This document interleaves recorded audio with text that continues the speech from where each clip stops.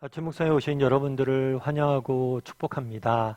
하나님께서 또 새로운 날을 우리에게 허락하셨는데요. 새로운 날에 걸맞는 새로운 은혜로 오늘 하루를 채워줄 줄 믿습니다. 오늘은 아그리빠 왕 앞에서다 라는 제목을 가지고 사도행전 26장 1절부터 32절까지 말씀을 좀 살펴봤으면 좋겠습니다. 우리 먼저 23절 말씀을 같이 한번 읽어볼까요? 이튿날 아그리빠와 버니게가 크게 위엄을 갖추고 와서 천부장들과 시중의 높은 사람들과 함께 접견 장소에 들어오고 베스도의 명으로 바울을 데려오니. 네. 바울이 베스도에게 재판을 받다가 뭘 했냐면 가이사에게 상소를 하게 됩니다. 내가 상소를 하겠다, 로마로 가서 재판을 받겠다 라고 이야기를 합니다. 이 로마로 가서 재판을 받겠다는 것은 단순히 목숨을 구하기 위함이 아니었죠. 오히려 뭐였어요? 하나님이 주신 소명 때문에 로마까지 가서 네가 증언하게 될 것이다 라는 소명을 위해서 이렇게 상소를 한 거죠. 그럼 이 상소를 했으니까 이제 법적인 서류를 꾸며야 돼요. 이 서류를 꾸미기 위해서 누굴 초청했냐면 아그리빠 왕과 버니게. 이 아그리빠는 누구냐면 그 당시 갈릴리 지방을 다스리고 있었던 분봉왕이에요. 그러니까 베스도가 이 지역에 온 지 얼마 안 됐기 때문에 아그리빠 왕이 이 지역을 오랫동안 가문이 오랫동안 다스렸기 때문에 이 사람에게 조언을 얻기 위해서 이 사람을 불러서 일종의 청문회를 지금 개최하게 되는 거예요. 그럼 청문회 개최했을 때 어떤 일이 있었을까요? 우리 1절부터 3절까지 말씀 같이 한번 읽어볼까요? 아그리빠가 바울에게 이르되 너를 위하여 말하기를 내게 허락하노라 하니, 이에 바울이 손을 들어 변명하되 아그리빠 왕이여, 유대인이 고발하는 모든 일을 오늘 당신 앞에서 변명하게 된 것을 다행히 여기나이다. 특히 당신이 유대인의 모든 풍속과 문제를 아심이니이다. 그러므로 내 말을 너그러이 들으시기를 바라나이다. 아그리빠가 바울에게 이야기하죠. 그래 바울아, 네가 한번 얘기해봐라. 너 왜 이렇게 고소당했어? 라고 이야기했더니 바울이 뭐라고 이야기해요? 내가 당신 앞에, 아그리빠 왕이여, 당신 앞에 이렇게 변명하게 된 것을 뭐하게 생각한다고요? 다행히 여긴다라고 표현합니다. 그런데 사실 이 다행히 여기다 라는 표현이 재미있죠. 그냥 우리가 읽으면 그냥 다행히 여긴다라고 생각하기 쉬운데 이건 다행한 게 아니에요. 왜냐하면 오늘 보면 아그리빠 왕이 등장을 하잖아요. 이 아그리빠 왕의 할아버지는 누구냐면 헤롯 대왕이에요. 헤롯 대왕은 누구였을까요? 예수님을 죽이기 위해서 베들레헴에 있는 아이들을 다 죽였던 왕이에요. 그 헤롯 대왕의 손자가 누구냐면 아그리빠 왕이에요. 그리고 그 아버지는 아그리빠 1세예요. 아그리빠 1세는 누구냐면 야고보를 죽인 사람이에요. 야고보를 죽이고 베드로를 감옥에 가둔 사람. 정치적 목적을 위해서 정말 제자들을 죽인. 그러니까 생각해 보세요. 헤롯 대왕의 손자고 아그리빠 왕의 아들이고 그런 사람. 대대로 기독교를, 예수님과 기독교인들을 죽이고 핍박했던 집안의 사람. 그런데 그 사람들 앞에서 재판받는 게, 그 사람 앞에서 재판받는 게 다행이에요? 인간적으로는 다행이지 않죠. 이 사람들은 오히려 더 잘못된 판단을 낼 수 있는 게 자신에 대해서 잘못된 판단을 내릴 확률이 더 큰 거잖아요. 악의적인 판단을 내릴 확률이 더 큰 거잖아요. 유대인과 다름이 없는 거죠. 그럼 왜 다행으로 여기냐? 왜 다행으로 여길까요? 내가 당신에게도 복음을 전하는 것을 기쁘게 생각한다. 바울은 뭐예요? 바울이 아그리빠 왕이 어떤 사람인지 알았죠. 얼마나 기독교를 핍박했던 사람인지 알았죠. 그런데 그 사람 앞에서도 당당히 오히려 감사하다. 너 같은 사람에게 정말 복음 전할 기회가 없었는데 나를 통해서 하나님께서 복음을 전하게 했구나. 단순히 자기가 변명하게 된 게 자연스러운 게 아니라 정말 복음을 전하게 된 게 다행스럽다는 거. 참 쉽지 않죠. 그만큼 바울이 이렇게 당당하게 복음 앞에서 아그리빠 왕에서 복음을 전하는 모습들을 보게 돼요. 그럼 어떻게 이렇게 바울이 당당하게 이렇게 복음을 전할 수 있었을까요? 우리 6절부터 7절까지 말씀을 같이 한번 읽어볼까요? 이제도 여기 서서 신문 받는 것은 하나님이 우리 조상에게 약속하신 것을 바라는 까닭이니, 이 약속은 우리 12지파가 밤낮으로 간절히 하나님을 받들어 섬김으로 얻기를 바라는 바인데, 아그리빠 왕이여, 이 소망으로 말미암아 내가 유대인들에게 고소를 당하는 것이니이다. 예, 내가 유대인들의 고소를 당했다 그래요. 고통을 당한 이유가 뭐냐 했을 때 그럼 그렇게 설명할 수도 있겠죠. 유대인들이 나쁘게 저희를 악의적으로 제가 무지한데 고발을 당했습니다.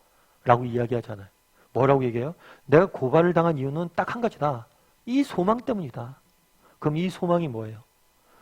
하나님이 우리 조상에게 약속하신 것을 하나님께서 우리에게 조상에게 약속한 건 뭐예요? 메시아를 주실 것이다. 메시아를 보내셔서 너희를 구원하고 영원한 하나님 나라를 세울 거라는 그런 약속을 주셨어요. 그 약속을 내가 믿고 소망하고 바라기 때문에 내가 여기서 고소를 당한 것이다 라고 이야기하는 거예요. 결국에 바울이 그날에 이야기하는 거잖아요. 바울이 내가 정말 아그리빠 왕이여 당신에게 내가 복음을 전한 걸 다행으로 여긴다.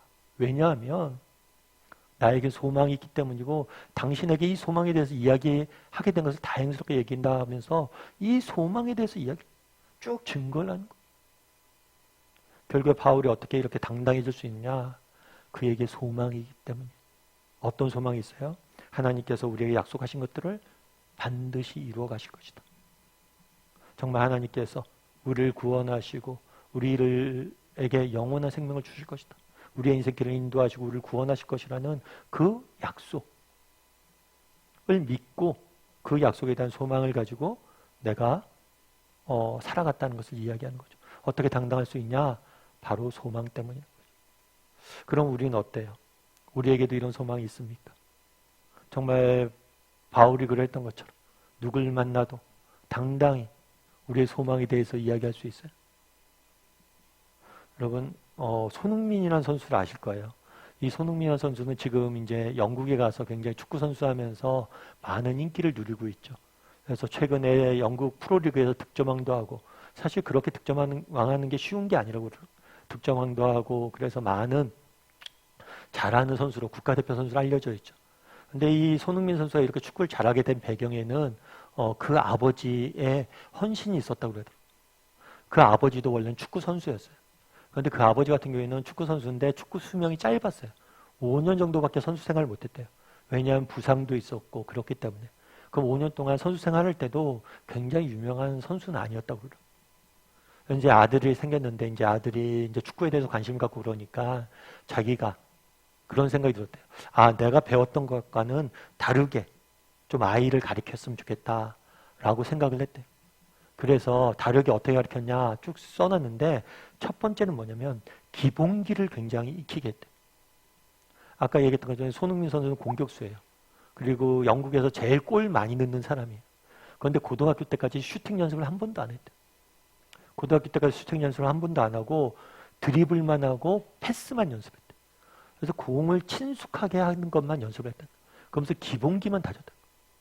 그런데 어린애 입장에서 뭐예요? 빨리 축구하다 보면 재미도 있어야 되니까 골도 넣고 싶고 나 공격수 하고 싶으니까 슛도 하고 싶고 그러는데 슛을 먼저 안 가르쳐 기본기만 그렇게 가르쳤대. 사실 이게 쉽진 않죠. 여러분 운동 배우다 보면 이 기본기만 꾸준히 하는 게 기본기가 중요하다는 건 알지만 하는 게 쉽지가 않아요. 그런 다음에 또 한 가지 중요한 원칙은 뭐였냐면 성실이라고 그러더라고요. 단 하루도 연습을 훈련을 안 한 날이 없대. 매일 루틴이 돼서 꾸준함. 그럼 어떻게 이렇게 기본기를 하고 성실을 하고 그러면 아들이 힘들어하지 않았습니까? 그랬을 때 왜 그렇게 했습니까? 했을 때 그거는 소망 때문이란 거예요. 믿고 기다릴 수 있어야 된다. 있었기 때문이란 거죠. 뭐냐면 대나무가 그렇다고 그러더라고요. 그 분이 아버지 얘기로는 대나무가 이제 뿌리를 내리려면 수년이 걸린다. 근데 뿌리만 내리면 뭐예요? 하루에 50cm, 60cm씩 이렇게 자라간다는 거예요. 뿌리가. 마찬가지로 이 기본기가 너무 힘들고 그렇지만 이런 것들이 정말 쌓이면 반드시 열매가 나타날 것이라는 확신, 그 믿음, 그리고 그 소망을 갖고 기다렸다는 것, 기다렸기 때문에 그랬다고 그러죠. 참 그 얘기가 제가 읽고 되게 기사를 읽고 아, 참 재밌다. 부모님이 참 잘 가르쳤다. 어쩌면 정말 자기가 그런 얘기를 하는 거죠. 흥민이에게 가르쳐 준 거는 기술이 아니라 뭐예요? 소망이었던 거. 지금 힘들고 어렵지. 매일매일 반복되는 삶, 일상, 지루하고 따분하지. 그런데 언젠가 이것들이 다 쌓이면 반드시 결과가 나타날 것이라는 그 소망을 가르쳤다. 그리고 그 소망이 있으니까 그렇게 연습을 해서 지금 그렇게 된 거. 참 제가 공감이 됐어요. 여러분 정말 우리 인생을 살면서 우리도 소망이 있었으면 좋겠어요. 세상적으로도 이런 믿음과 소망이 있으면 다르게 살잖아요. 근데 우리는 어떤 소망이 있어요? 하나님에 대한 소망이 있잖아요. 하나님께서 우리 인생을 지키실 것이다. 하나님께서 우리 인생을 더 일하실 것이다. 하나님께서 우리 인생을 구원하실 것이다. 우리 인생을 아름답게 빚어갈 것이다. 우리 하나님이 이 세상 모든 만물을 다스리고 아름답게 우리 인생을 이끌어가는 믿음이 있잖아요. 소망이 있잖아요.